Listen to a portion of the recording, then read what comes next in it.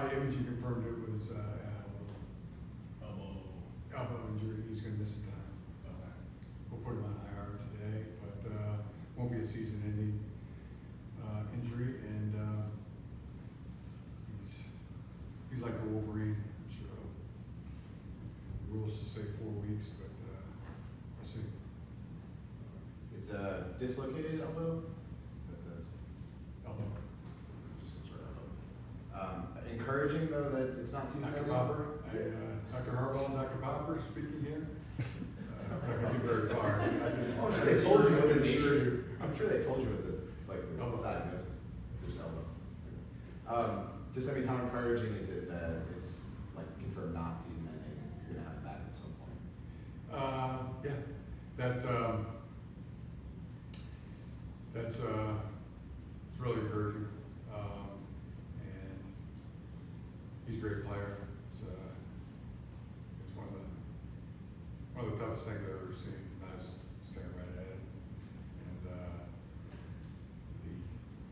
he wasn't gonna sit on the field or lay down on the field. He came off the field. He told Sal, our trainers, no way. And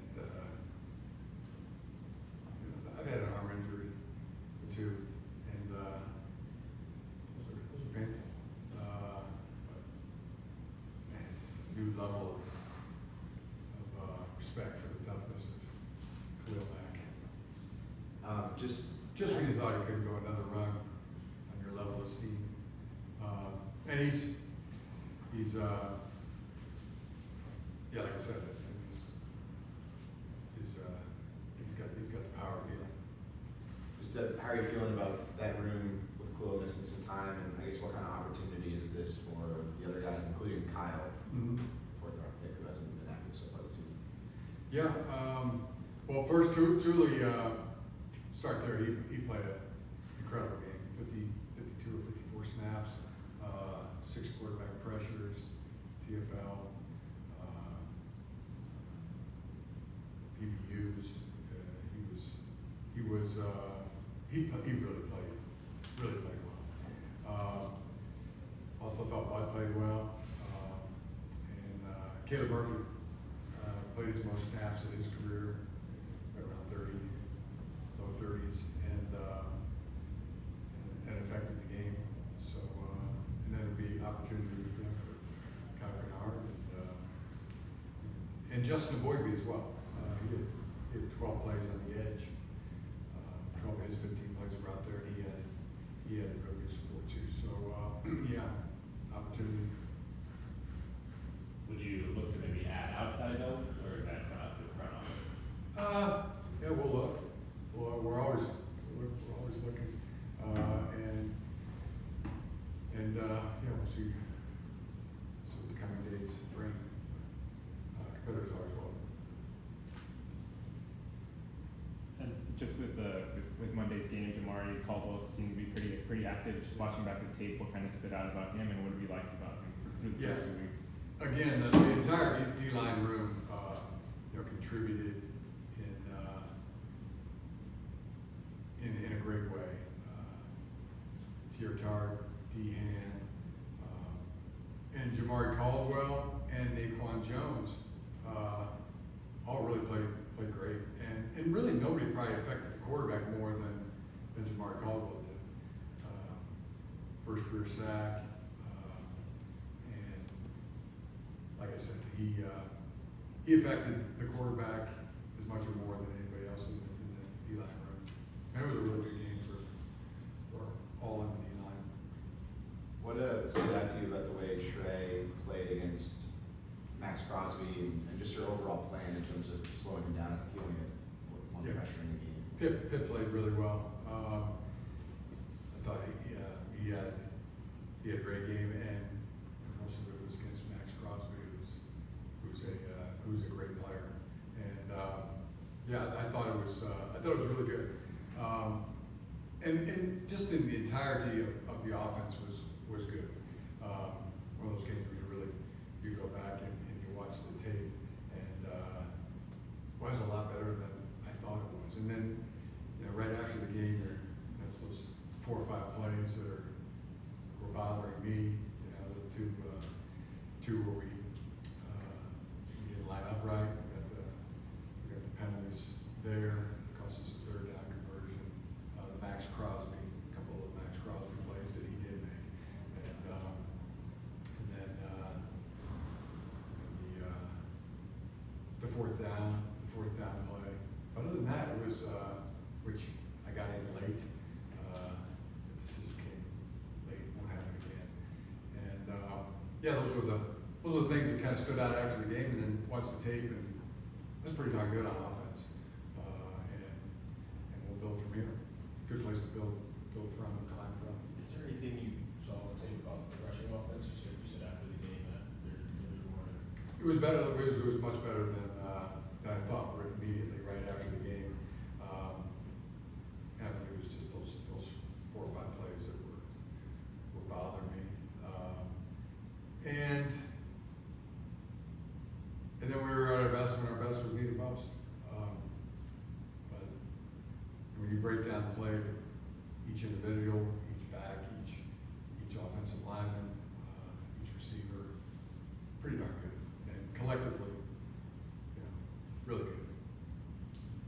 Better than I immediately thought right after the game. You mentioned the fourth down that you guys went for. I don't think we really asked you about the sort of the process as far as making those decisions. What is the methodology there for you when you're making fourth down decisions within the game? Are you getting information from Corey or anyone on that side of the organization? How does that sort of work for you? Yeah, so informed, data, and play driven, and situation driven, and defense driven. Do I think we can get it? You know, all those things are being factored in. So are you getting, like in game, are you getting like win probability stuff fed to you? Is that like into the headset? Is that how it sort of works for you, or are you sort of more just a gut reaction there? The data is part of it, yeah. It's one piece. It's one piece of really 4 factors I'm thinking about in those decisions. I guess what would you, did you like the play call there on the 4th and 1, the jet sweep to DD? Yeah, I liked it. It was just, I really decided, I decided too late. Okay. And that put us behind in the play clock, and that put us behind in the motion, and it didn't get to the execution of the play was thrown off, because we just had to make that decision quick enough. And so earlier in the game, you went for it on the 4th and 2 from plus territory at Keenan on the dig, and then you had another opportunity later, 4th and goal from the 2. Did you think about going for it there at that point of 17-6 and kicking the field goal? Yeah, we had our 3 shots from the 5. We didn't get it in, and the field goal there. To be the situation to do that. You guys have been pretty solid against the blitz so far this year. Just not only in terms of putting pressure, but just in terms of the efficiency for Justin. Specifically against zero looks, he's only has 1 completion, 11 dropbacks against cover 0. Just we talked to Greg last week about it. He said you guys put in a lot of effort this offseason, just as far as you're playing against the blitz, you're figuring out how to be more I just effective. say he's had how many completions? Only 1. It's 8 or 9 against 0. 1 incompletion. 1 incompletion. Yeah, it was actually, I mean, Keenan was open. The ball was a little bit behind this last game. But just, Greg mentioned that you guys had put a lot of work into the blitz plan throughout this offseason, getting better in that area. What are you seeing against the blitz, and how much do you think of the work that you guys did in the offseason is sort of paying dividends early here nowadays? Yeah, we just agree. The work put in is paying dividends, and we're doing a good job, and it's a good place to build from. Got to be ever vigilant when it comes to blitz pickup, and it's something we're going to continue to emphasize. How much of it do you think is just, having more options in terms of pass catchers, where Justin can go with the ball and quick game in those types of situations?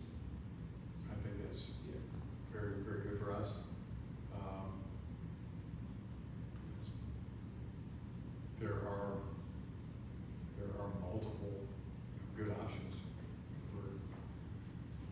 per pass down, depending on how many eligibles we have out. Sometimes we have 5 out, sometimes we have 4 out, sometimes 3, sometimes 2, but,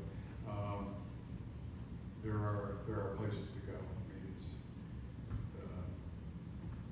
and it's being evenly distributed. It's good for us, you know. I mean, Keenan can get it, Q can get it. I mean, legitimate, big play threat, consistently playing with speed, and Ladd is 5 for 5 on his targets in this past game. Keenan continues to be, I like his nickname, the Slayer. That's good. It resonates. Still improving the change, scoring the ball, and I like our tight ends, their production, backs. We're good. We're getting the ball to the backs too in the passing game. So yeah, good to have options, and makes more of a problem to defend. You mentioned the special teams after the game. Yeah. Specifically, the kickoff coverage. It was I think their starting field position was inside the 26. Just what stood out to you about the way Cam was placing the ball, the way you guys were covering kicks in that game? It's at least 4, right? I mean, at least 4 first downs saved by not allowing them to get to the 25 or the 20, get to 25, 26, 27. I mean, that's touchback would be the ball at the 35. So it's at least 4 40 yards plus that was saved in total yardage. That stood out greatly, and guys just playing hard, playing physical. And really the tape, whether it was special teams, offense, defense, the hustle. It was constant hustle at all times, and that's what I continue to really like about our team is they go into these games with positive intentions and hustle at all times. And what Dan asked you about Denver defense, especially Benito on the edge. Yeah, it's a heck of a good defense. Yeah. Great defense. Great players. That's a big challenge for us. Penetrating front, leading coverage. It's a challenge, and that's their defense is a challenge-oriented defense. So we're preparing. Given the way that the Denver lost on Sunday, do you take that into account while with your team, like the opponent coming off a tough loss, or given the fact that it's an AFC West game, you know that both teams are going to be ready to go? Yeah, that part. How important? No doubt about that part. How important would it be just to start figuring out this year?